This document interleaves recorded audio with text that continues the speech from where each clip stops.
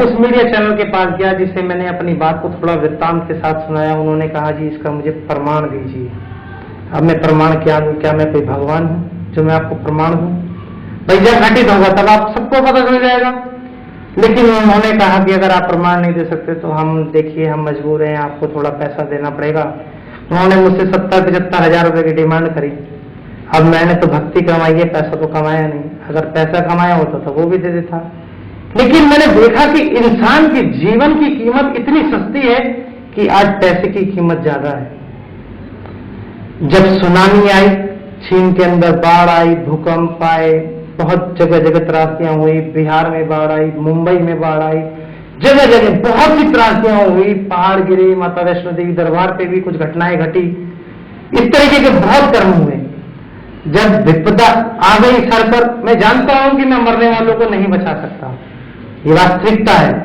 लेकिन उन्हें ऐसा रास्ता दिखा सकता हूं कि जितने जीवन के उनके दिन शेष बचे हैं उन दिनों को संवार लीजिए। मेरा उद्देश्य केवल यही है। मैं चाहता हूं कि जन जन तक ये आवाज पहुंचे, जन जन तक ये पुकार जाए। अगर इंसान इसके अंदर चूक करता है, बाद में मैंने देखा कुछ लोग आए आगे, वो सुनामी पीड़ितों की मदद कर रहे हैं। कोई आटा दे रहा है, कोई चावल दे रहा है, कोई दाल दे रहा है, कोई खाना दे रहा है, कोई दवाई दे रहा है, कोई खून दे रहा है। लोगों ने जितना हो सकता था बढ़ चढ़कर अपनी तरफ से मदद करी। लेकिन जब इस वक्त के पहले, जब इस बात का अनुभूति मानव को हो गई थी, तो उसने उसका सदुपयोग क्यों नहीं किया? कहते हैं वक्त के दो रूप हैं। वक्त आगे से एक मुंह की तरह है, जिसके आगे सिर पे बाल ही बाल है और पीछे से गंजा है। वक्त रहते जो इंसान इस वक्त को पकड़ लेता है तो ये बाल है ना, उसकी काबू में आ जाते हैं। और जब वक्त निकल जाता है तो इसके पीछे टकली टाट रह जाती है, जो किसी के हाथ में नहीं आती है। वक्त की स्थिति वैसे ही है। समझदार व्यक्ति वक्त को समय से थाम लेते हैं, और जो व्यक्ति बातों में लगे रहते हैं, दुनिया भर की केवल ऊपरी बातों में ही अपने जीवन को समझते हैं कि सही है, वो वक्त जाने के बाद पछताते हैं। इस समय मेरी स्थिति बिल्कुल वाल्मीकि की तरह है। जिस प्रकार वाल्मीकि जानते थे कि सीता आज धरती में समा जाएगी, उन्होंने राम को समझाने का बड़ा प्रयत्न किया, लेकिन राम ने लोक निंदा के कारण उस सत्य को स्वीकार नहीं किया और सीता एक दिन धरती में समा गई। इसी तरीके से मैं भी आपसे वही सब बातें कहना चाहता हूं जो मुझे अतीत में जो हो चुका है, लेकिन जो आने वाला भविष्य है, जो आने वाला समय है, उसमें क्या घटित होने वाला है, अगर मैं आपको बताऊंगा तो शायद आपकी रूह भी कांप जाएगी। आप आज थोड़ी सी त्रासदी देखते हैं, कहीं भूकंप आ जाता है, 40-50 हजार लोग मर जाते हैं, बीमारी फैल जाती है, लाखों मुर्गियां मार दी गई जबरदस्ती, बीमारियों से लोग ग्रसित हो गए, तरह तरह की बीमारियों ने लोगों को घर कर रखा है। हॉस्पिटल में जाइए, अस्पतालों में जाइए, देखिए मरीजों का ढेर लगा है, थाने कोर्ट कचहरियों में लोग फंसे हुए हैं। ये इंसान क्यों घिरा हुआ है? कारण क्या है? अगर इसकी तह तक पहुंच जाए, जो अतीत और जो भविष्य के गर्भ में छुपा हुआ है, वह सत्य बड़ा भयानक सत्य है। आज हम थोड़ा सा मैं आपको बता रहा हूं कि आज जो आपके साथ जीवन में घटित हो रहा है, ये तो एक छोटा सा ट्रेलर है। अभी फिल्म तो बहुत बाकी है। आगे आने वाला समय इतना गंभीर हो सकता है, इतना गंभीर हो सकता है कि मनुष्य को 2 समय की रोटी भी अगर मिल जाए तो इंसान सोचेगा कि बस उसने बहुत बड़े कर्म किए होंगे जो उसे 2 रोटी समय से मिल गई। चाहे वो कोई छोटा व्यक्ति हो, चाहे बड़ा व्यक्ति हो, चाहे कोई भी व्यक्ति हो। मैंने बहुत कोशिश करी कि जन जन तक इस आवाज को पहुंचाऊं, लेकिन मुझे कोई ऐसा माध्यम नजर नहीं आया। हर व्यक्ति को बैठाकर मैं ये बातें समझा नहीं सकता, जिसके लिए मैंने माध्यम चुना है इस प्रकार का कि मैं जन जन तक अपनी आवाज पहुंचा पाऊं। समझना आपका काम है, कहना मेरा काम है। देखिए, मेरे जीवन पे इसका कोई प्रभाव नहीं पड़ने वाला।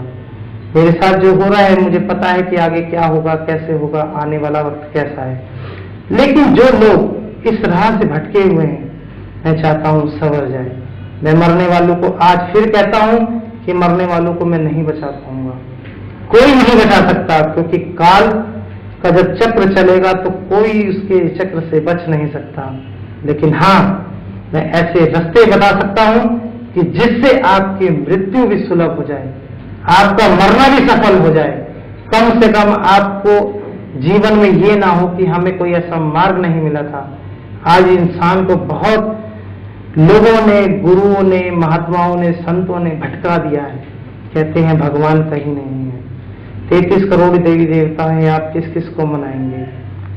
तरीके मैंने बताए हैं पहले कैसे हैं। मैं किसी गुरु का बैरी नहीं हूं, मैं किसी संत का बैरी नहीं हूं। कल संत महात्माओं ने, देखिए कहते हुए बड़ी अजीब सी बात भी लगती है, लेकिन ये वास्तविकता है, ये सच्चाई है जिसे हम झुटला नहीं सकते, कि एक समय कोई तो ऐसा संत होगा जिसने इस राह का एक बीज बोया था, इस झूठ का बीज बोया था कि भगवान कुछ नहीं है। कोई तो ऐसा व्यक्ति रहा होगा जिसने ऐसी धारणा उत्पन्न करी। ये एक बीज ही कहूंगा मैं। आज जगह जगह देखिए वही बीज उस समय का बोया हुआ आज कितने बड़े पेड़ का रूप धारण कर चुका है। ये नहीं है कि ये एक ही दिन में फैल गया, सबने एक साथ ही मान लिया कि भगवान कुछ नहीं है। धीरे धीरे धीरे धीरे धीरे धीरे इस पौधे को इन संतों ने भी पानी दिया है, इन संतों ने भी हवा दी है, इन संतों ने भी झूठ की खाद इसमें डाली है, जिसका कारण है कि आज इंसान ईश्वर से दूर हो गया। जिस राम का नाम लेके ये दुनिया, ये संसार चलता था, उस राम को ही इन्होंने बिसरा दिया। आज राम को छोड़कर लोग गुरुओं के पीछे लग गए। कुछ समय पहले जब इंसान अपने लिए सुख ढूंढता था तो मंदिर की स्थापना किया करता था, देवी देवताओं की स्थापना किया करता था। परंतु आज देखिए देखने को मिलता है, हमें जानने को मिलता है, जगह जगह गुरुओं के मंदिर बनाए जा रहे हैं, गुरुओं की स्थान बनाए जा रहे हैं, महल से बना दिए हैं उन लोगों ने। तो ये हम किस ओर जा रहे हैं? क्या इसके लिए केवल वह जिन लोगों ने इस कार्य को हवा दी, जिसका इस कार्य के अंदर, इस पाप कार्य के अंदर बढ़ोतरी दी, क्या इसके फल के अधिकारी क्या वे केवल महात्मा ही हैं? कुछ तो हमारा भी कसूर है कि हमने इस धारणा को अपने मन के अंदर बिठाया है। उसी धारणा का ही फल है कि आज हर इंसान घर में दुखी है, घर घर दुखी है, हर इंसान दुखी है। इस घर के अंदर जाकर देखिए दुखी दुख भरा पड़ा है, कोई भी इंसान सुखी नहीं है। क्यों? क्योंकि हमारी सोच में ही कमी है। आज इंसान कहता है कि हिंदू धर्म का पतन हो रहा है। कभी गहराई से इस ओर जाने की कोशिश करी इंसान ने कि हिंदू धर्म का पतन क्यों हो रहा है, क्या कारण है? आज गुरु कहते हैं, संत कहते हैं कि भगवान कोई नहीं होता, गुरु ही भगवान है। तो भाई गुरु अगर भगवान है तो क्यों नहीं इस सृष्टि को संभालता, क्यों नहीं इस विकार को दूर करता? जब भगवान साक्षात सामने बैठ गए हैं तो सब कुछ कर सकते हैं। भगवान क्या है? जो सर्वशक्तिमान है वह है भगवान। केवल कह देने से कोई भगवान नहीं बन जाता। आज मुझे महामाई की कृपा से शक्तियां प्राप्त है, मैं जिस किसी के सर पे हाथ रखता हूं वह सही हो जाता है, तो क्या मैं भगवान बन गया? नहीं। देखिए ये केवल उस भक्ति का एक छोटा सा फल है जो उस ईश्वर ने मुझे दी थी। उस ईश्वर ने मुझे एक साधारण इंसान से क्या बना दिया, एक देव तुल्य बना दिया। आज लोग हमारी पूजा करते हैं, ध्यान करते हैं, वो हमें भगवान कहकर भी बुलाते हैं, लेकिन हम अपनी वास्तविकता जानते हैं कि हम भगवान नहीं हैं। भगवान क्या हो सकते हैं, भगवान कितने सर्वशक्तिशाली हैं, इसका अंदाजा आप सिर्फ एक उदाहरण से लगाइएगा। ये पृथ्वी माता, जगत जननी जिसे हम पृथ्वी कहते हैं, ये भगवती का ही स्वरूप है। ये भगवती ने ही अपने सारे बच्चों को अपने शरीर पर धारण कर रखा है।